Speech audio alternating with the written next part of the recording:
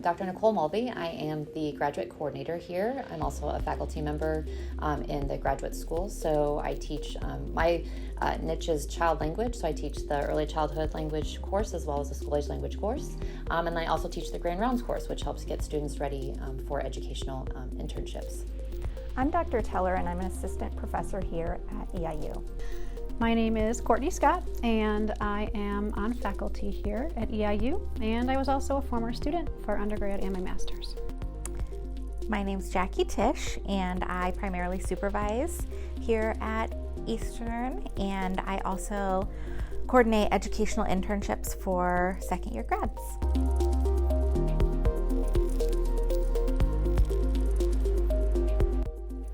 So the last part of my work before I came to EIU was working primarily with preschoolers and kindergartners, but I also still provide early intervention. So a lot of my favorite materials are very much literacy based. One of my favorite book series to use is called That's Not My, and so I use this with all the way from my littles who are 1.5 up to 6 or 7 year olds, and we would do lots of really great activities. The younger students or children like to, all the tactile things. The focus of the book is like, that's not my puppy because there's something different about it. And so with the older students, we would make all kinds of really great books on our own because they could make their exact example of what they wanted the puppy to be. And so they'd be like, that's not my puppy. My puppy has, we could use adjectives, we could use concepts. And so they really enjoyed doing that, and they could use that for a lot of different goals. My favorite therapy material is really the combination of creative minds and a simple marker board. I do a lot of literacy therapy, and it's really neat to see what student clinicians can come up with something as simple as a creative mind and a simple marker board.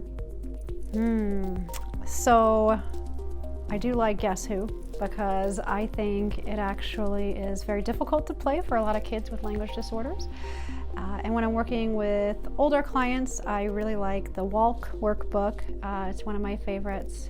Beanie Babies are my all-time favorite material, so go dig out your old Beanie Babies, saved from whenever you were little.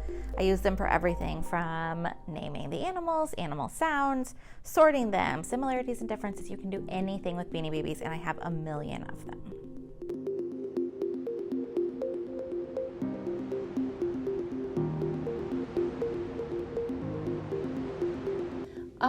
I think this is a tough one for me. So I definitely feel like I found an area that was really important to me in the preschool. So I say that 4-year-olds are probably my favorite types of students to work with of all time, just because they're so inquisitive and they've just gotten a hold of their language, and so they're really using their language to communicate. But I really also love the earlier intervention setting. So I love that age about 1.5 to 3. Again, just being able to work with them and their families and developing language is a really great experience as well. My favorite setting to work in is the university. I really like working with students, both in supervision and in classroom teaching. Okay, so I loved working in subacute. I wasn't a big fan of acute when patients were very medically fragile. It made me a little nervous, and so that was not my favorite. But when they leave the hospital and go to rehab, that setting I really enjoy, because they're still very close to their incident, whether that was a stroke or whatnot, and they have a lot of things to work on, but and they make really good progress in that setting. So it can be great because there's a lot of counseling involved, trying to get them to see what their new normal is going to be when they do return home, and they're very motivated to do so, to get out of that rehab center and go home. So you have very compliant patients in a lot of ways, but I love subacute. I love early childhood. So preschool age, 3 to 5. They're still young enough that everything's exciting and fun, but they can do a little bit more than some of the toddler age and early intervention.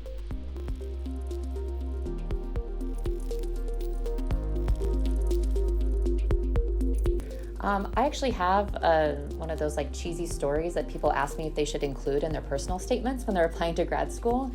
So unlike a lot of people who come into this field, I don't have a personal experience. I didn't know what a speech language pathologist was before I really had this experience. So my senior year of high school, we had to go job shadow someone, and I was told I took one of those tests that says what you're good at or what you might want to consider, and so I did well in science and English language stuff, and so somebody told me you should go job shadow a speech language pathologist, and I was like, sure, why not, right? Because I had no idea what I was doing or why I would want to do that.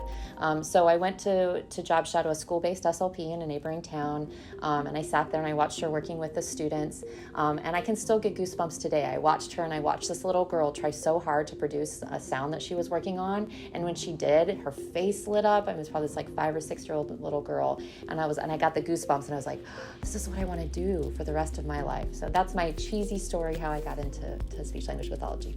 What got me into speech language pathology was my interest and passion in both science and creative things like art, as well as my enjoyment of older people as well as children. When I was a freshman living in the dorms here on campus in Pemberton Hall, my next door neighbor was a communication disorders and science major, and I had originally gone for pre-law, and then I was math education, and then I kept switching my major, and I really didn't know what I wanted to do, and she mentioned it to me, so I looked at the big blue book. We had an actual blue catalog back then with all the classes. It wasn't online. And I looked up the speech pathology major, and it had some psychology, some science, educational type courses. I thought it was a really kind of eclectic, interesting undergrad degree, and I signed up for the classes and never turned back. So I was lucky that it was for me. I just went for it. In college, I didn't really know what I wanted to do. I was interested in medical aspects, but I don't do blood or needles, so nursing was kind of out. I was interested in education, but I didn't really want to manage a whole classroom. So this kind of was the happy medium, and parents are always right. My mom works in a related field, and she told me that SLPs always look like they have the most fun with their clients, so she was right.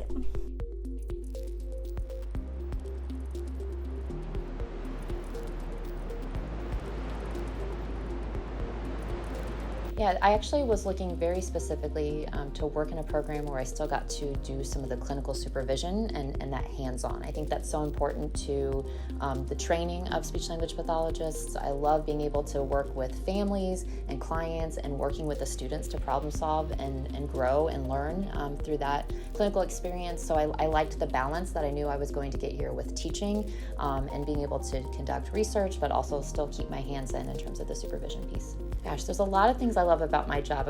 We had an opportunity to talk about this when we had a visit day recently. So one of the things I love about my job is the people that I work with and how they challenge me to keep thinking and growing all of the time. And so I love, people say, gosh, you never left school. This is true. I really love to continue to learn, and I love that our field challenges us to have to do that for the rest of our lives. I really love my job here because I like to make students think, and I enjoy it when students make me think. I chose Eastern Illinois University because I really appreciated the caring and professional faculty members that I would get to work with, and I also really liked the opportunity to do not only classroom teaching but also clinical supervision. I think one thing that's really special about Eastern Illinois University is that we get to have half-hour at least clinical meetings with all of our clinicians each week, which really allows us to think very carefully about what we need to do to help our student clinicians grow. The grad students are my favorite. It keeps me always learning. You never feel good enough when you're supervising. You always feel like you know nothing when you have to teach others. It's one thing to do therapy yourself. It's another thing to explain to other people why they're doing what they're doing. And so it makes you better. It makes you keep up with research, but I just really enjoy the interactions and being around the grad students. So I I was here as an undergrad and I kind of fell into this major, and so I didn't pick EIU specifically for this program as a freshman. Mostly I picked it for affordability and my twin sister was going here. And so once I was in the major though here, I loved it, and I loved the faculty, and I got really close with quite a few members of the faculty as an undergrad. It's different than a lot of universities, I think, that I've heard of, because you can just kind of knock on their door and chat. And I think I had mentioned that the faculty would even come and hear my band play when I was an undergrad, and so I really enjoyed it. And so when it came to grad school applications, I did apply to a few different places, but this is where I wanted to be. I thought it was an amazing program, and again, it was affordable. So a lot of the other places I was looking at had triple the tuition, and their programs weren't near as good in my opinion. So I was really happy to be accepted here and to stay here for grad school. I think the faculty here are very clinically focused. So at other universities you have clinical faculty and research faculty sometimes separate, but the people teaching your classes have worked in the field, have continued to supervise clients in that area, and have a lot of good clinical expertise, which I think is extremely important, because the people here in this program, the grads, are going out to work in the field. They're not going out to be researchers, and for the most part. And so I think that's great. It's a small enough program where you get to know each other, and we have an open door policy, you can walk right in. I think all of those things set Eastern apart. Oh, it's a great program. Working at Eastern, I love being able to really dig in with clients and feel like I'm making a big difference for them and their services, to their families through diagnostics. I also love helping clinicians make sense of everything and watching them grow in their knowledge and skills and really confidence working with their clients. I love the collaborative environment here. I love being able to go to any of my colleagues' doors and say, hey, I don't really know what to do now, and getting their input and expertise on what I'm missing. I think really our true open door policy is the best thing about our program, that for faculty and for students, we're always here. The doors are always open, and we're looking to collaborate and work together. And I think the fact that the faculty really care for the students, I always ask my students more than just what's going on with clinic, but try to find something in common with them, whether it's we love the same podcast or watch the same TV show, trying to find those little things to help connect with students.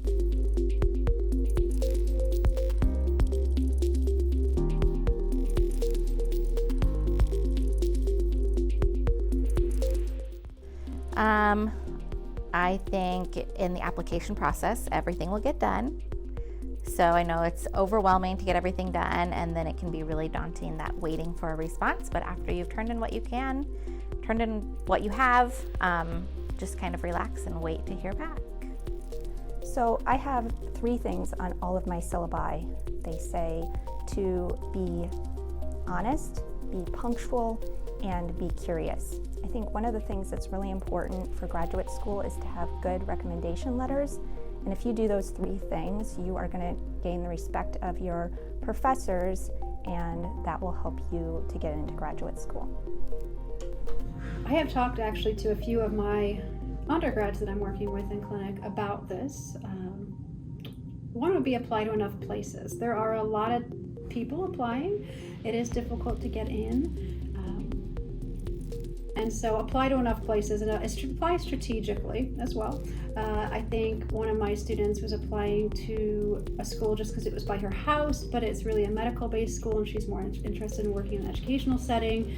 And it also has a very low acceptance rate. It's difficult to get in, so I would hate to see her kind of waste that money and that application on that school. And so be strategic in where you apply for a lot of different reasons, but also go visit the school. Every place has its own vibe. When you walk in, you can kind of see it. Talk to some of the grad students that are currently there. See if you can get them without faculty around and get their honest opinion about whether they would go there again if they had the choice. And sit in a class if you can. Sit in and hear somebody teach. And so that you really know that you're in the place you want to be, because grad school is very difficult and it can be very stressful, and having a place that you are feeling comfortable and having faculty you feel comfortable talking to is going to be really important during that time. The thing that I tell all students is that you need to visit every program that you're really considering. And I know that applying to grad school is stressful and everybody's worried and how many should I apply to? And, I think the best piece of advice is you have to go to campus and you have to meet faculty, meet students, just to get a feel if you think that that's right for you. And I tell students that even if you are an EIU undergrad, you should go visit other places, just to see if you want something that's different. There's nothing wrong with that. I do think the other piece, if I can give two, is that no matter where you go, it's what you make of it, right? And so it's your experience and what you want to get out of that opportunity.